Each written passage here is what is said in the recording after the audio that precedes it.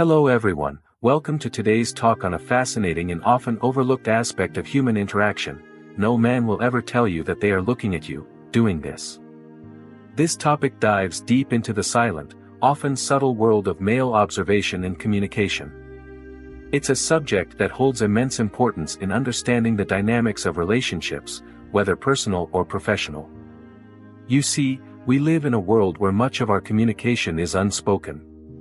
The glances, the gestures, the body language, all of these play a crucial role in how we interact with each other. Yet, there is a certain reticence, particularly among men, to vocalize what they observe or feel.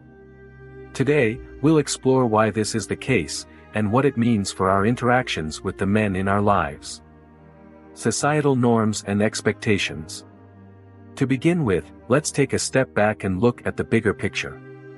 Historically, societal norms have dictated the way men express themselves. From a young age, boys are often taught to be stoic, to man up, and not to express vulnerability. This cultural conditioning shapes the way they communicate as adults. In many cultures, men are expected to be the silent observers, the protectors who do not burden others with their feelings or observations. This expectation can lead to a significant gap between what men see and what they say. They might notice a lot, but societal norms often discourage them from sharing these observations openly. For instance, in traditional patriarchal societies, men are often seen as the strong, silent types. They are conditioned to believe that expressing certain thoughts or feelings could be perceived as weakness. This deeply ingrained belief system impacts their communication style profoundly. Psychological aspects. Moving on to the psychological aspects, it's essential to understand that men and women often process emotions and observations differently. Evolutionary biology plays a role here. Historically, men were hunters and protectors, roles that required keen observation and silent communication to ensure success and safety. This evolutionary trait has been passed down through generations. Men are often more comfortable with nonverbal communication, using their actions and body language to convey messages that they might not express verbally. This silent observation is a skill that has been honed over millennia. Psychologically, men might also refrain from vocalizing their observations due to fear of judgment or misunderstanding. The anxiety of being misinterpreted or causing discomfort can lead to a preference for silence. They might also assume that certain things are better left unsaid, believing that actions speak louder than words. Body language and nonverbal cues. Now, let's delve into the realm of body language and nonverbal cues. Men often communicate a great deal through their body language. A look, a touch, a slight change in posture, all of these can be powerful indicators of what a man is thinking or feeling. For example, if a man is interested in someone, he might not openly say it. Instead, he might show it through prolonged eye contact, leaning in closer during conversations, or finding excuses to be around that person. These subtle cues are his way of expressing interest without having to vocalize it. It's crucial to pay attention to these nonverbal signals. They can tell you a lot about a person's feelings and intentions. Men might not always feel comfortable expressing their thoughts directly, but their body language can reveal what words do not. Communication dynamics. Understanding the dynamics of communication is vital. Men and women often have different styles of communication. Women are generally more verbal and expressive, while men might prefer to communicate through actions rather than words. This difference can sometimes lead to misunderstandings. Implicit communication is a concept where messages are conveyed indirectly through hints and suggestions.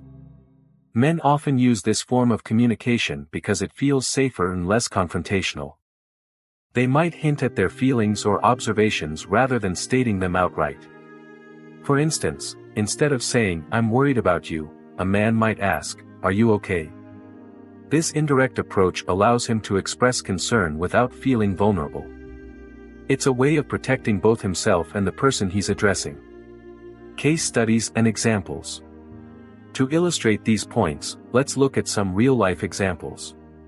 Consider the story of John, a quiet, observant man who rarely expresses his feelings verbally. However, his actions speak volumes. He always makes sure his partner has her favorite coffee in the morning, remembers the little details she mentions in passing, and is there to offer a comforting presence during tough times. John's partner initially felt he was distant because he didn't vocalize his feelings often. But over time, she learned to understand and appreciate his way of showing love and care through his actions. This understanding brought them closer and strengthened their relationship. Such stories are not uncommon. Men across different cultures and backgrounds often use nonverbal communication to express their feelings and observations. By paying attention to these subtle cues, we can gain a deeper understanding of their true thoughts and emotions. Impact on relationships. The impact of this silent observation and nonverbal communication on relationships is profound. In romantic relationships, it can lead to misunderstandings if one partner expects verbal expressions of affection while the other relies on actions. Recognizing and appreciating these different communication styles can improve relationship dynamics. In friendships and professional relationships, understanding nonverbal cues can enhance collaboration and trust. By being aware of how men communicate, we can create more inclusive and supportive environments where everyone feels understood and valued. Conclusion. In conclusion, the way men communicate through observation and nonverbal cues is a complex and fascinating subject. It's rooted in societal norms, psychological factors, and evolutionary biology. By recognizing and understanding these dynamics, we can improve our interactions and relationships with the men in our lives. So next time you notice a man quietly observing, remember that he might be communicating more than you think. His silence can speak volumes if you're willing to listen and observe in return. Thank you for joining me today, and I hope this talk has given you valuable insights into the silent world of male observation and communication.